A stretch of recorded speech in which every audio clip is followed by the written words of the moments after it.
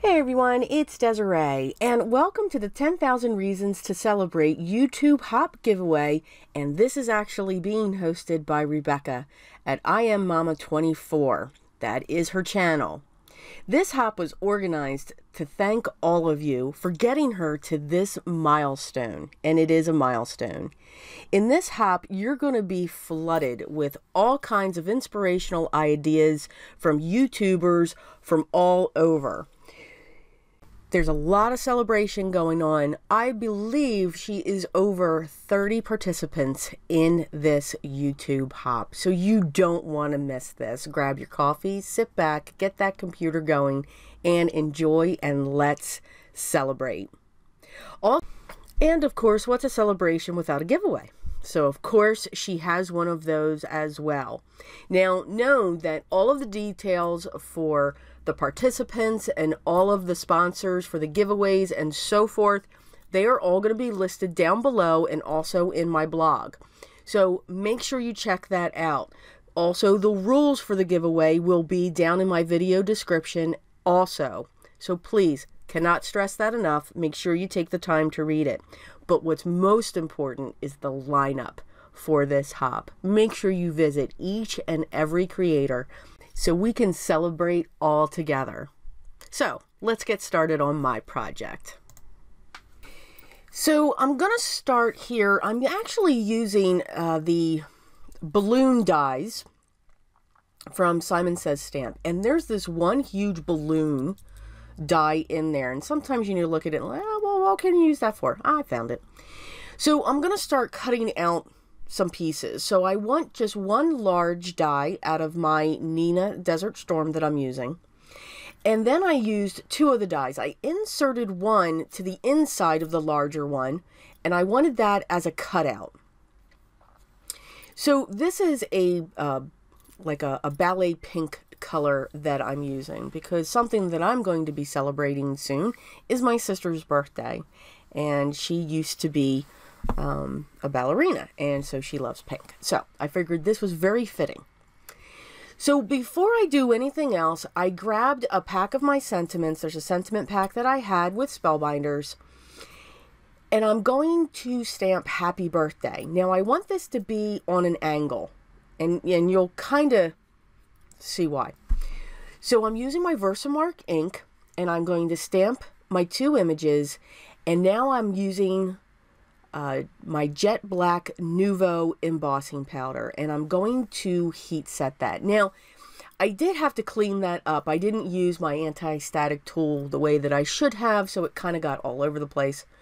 I just use a dry brush to clean around the area, and then to get rid of the rest of the powder I do use one of my microfiber towels to clean that, and I have no problem removing the powder. Even if it's black, it comes off.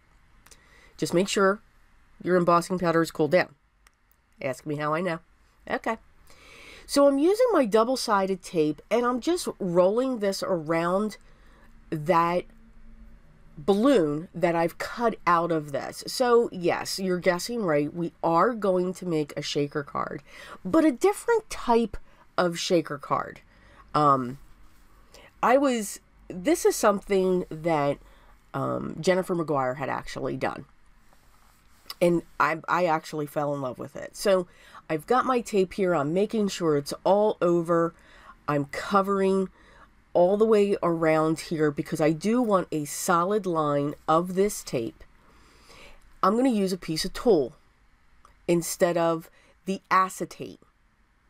Now, the reason why I really liked this when she showed this is it keeps the card a little flatter.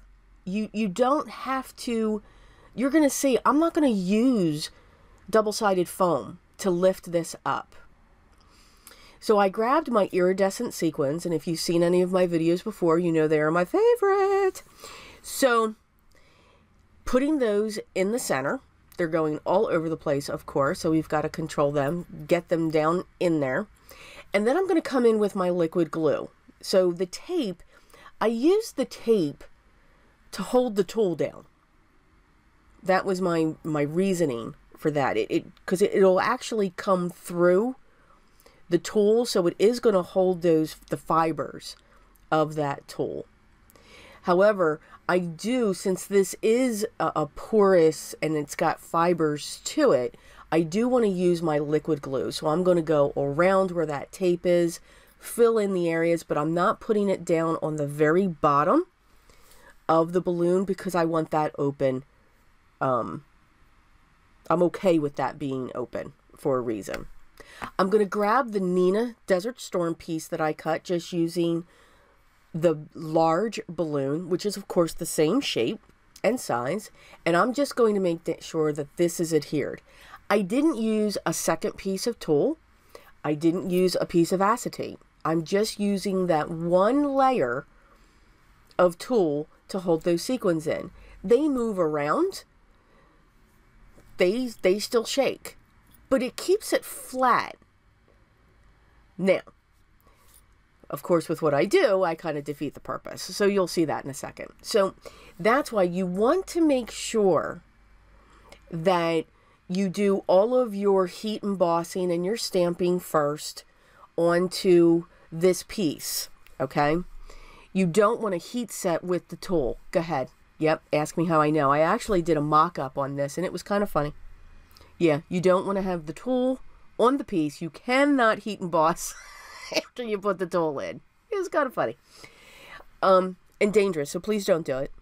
Okay. So I've punctured a hole at the base of the balloon on the inside of the balloon, and I've grabbed my black and white baker's twine and a needle, and I'm going to thread it through. I've secured it with my double-sided tape to the back. I'm going to wrap this very tightly around the base of the bigger balloon, and then I'm just going to weave it with my needle in the back. I don't want to put a knot because I don't want this to be lifted. You'll see what I'm doing, but with the way that I'm weaving this so that it doesn't come unraveled, I'm also going to be able to create a tail, and that's what I'm looking to do as my fingers get all caught up. So once I know that's the length that I want, I'm going to secure now these pieces here on the back with some double-sided tape. And I will be generous with that because I really just don't want to, I didn't want to have a knot because that would add that bulk at the end of it, which is why I do what I do in a second. Now, the string that's coming from the other balloon, you could have just let that go, let that be free. It adds texture, some dimension. I just chose to use a glue dot and one of the larger sequins just to hold it down in place to make it look like it's stringing through. I also tied a bow with my black and white baker's twine, and I'm going to put that right at the base of the balloon on the inside, the shaker part. So it's like a balloon in a balloon, right? Okay. I thought it was cute. Now, this would be a great tag. Big tag, but it would be a great tag. I was getting all kinds of ideas when it came to this. I grabbed my worn lipstick oxide and my mini blender, and I'm just going to go around the balloon. I just want to have some shading to it so that it doesn't look flat. Now, it doesn't mean you have to do this. I mean, I was kind of liking it, but I do like my oxides as well.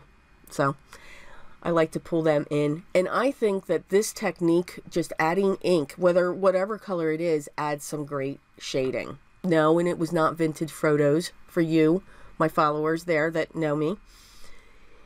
So for this, now what I want to do, I'm going to grab some fun foam and I'm going to use the die to cut it out. But then once I'm done running that through my die cutting machine, I'm going to cut it a little bit smaller. Instead of using double-sided tape and trying to fill up the back, your fun foam, it's a cheaper alternative. It's less expensive. I'm very frugal when it comes to my double-sided tape. But I love this 2-inch film tape that I use, and that's what I get that from Uline. It's very unforgiving because once you put it down, it's down. It doesn't move. But I have had this roll forever. It is at a higher price point. There's 60 yards, I think, on it. But this is, I don't use my liquid glue to attach my fun foam. I actually, whenever I do this, backing my pieces, with my fun foam, this is exactly what I use. I'm going to remove all the release paper, and I'm going to adhere that right onto the back of my balloon that we've created here. Now, my card base is going to be a standard A2 size card base, which is 4 1/4 by 5 1/2, and it's a top folding. That is usually the style of card bases that I do like. Oh, not only the size, but I do like the top folding. Side folding is only if I'm making a landscape. And honestly, that's kind of rare, but sometimes I do. Once I get this adhered onto my card base, I'm going to trim off the edge. I was just looking to make sure I wasn't cutting anything off, like my sentiment. You know, we need to check those things. But you can see I have the tail of the balloon that comes off of the card. The bow comes off, so when it sits on someone's table, that string can continue off. Again, it adds some movement. You know, we always don't have to stay in those boxes of what we're creating on. You know, that'll fold up when you put it in an envelope. Now, yes, I did add some fun foam. Now that will squish when it goes through the mail, so I don't have to have that double-sided foam tape when making a shaker. So I'm hoping my sister likes this, but I'm sure she will. And as always, here are the close-ups of the card that we made today. I hope you did enjoy this. What I'm also want to show, these are all the sponsors that are part of the 10,000 Reasons to Celebrate, which I think is wonderful. So make sure you check out all of the details below. Make sure you like and subscribe. I'd love to have you here as part of my group. And I threw a couple videos there if you've never been here before and you just want to check out what we do here. I hope everyone's enjoying this hop. Make sure you visit all of the other participants, but always remember what's most important. Always be creative.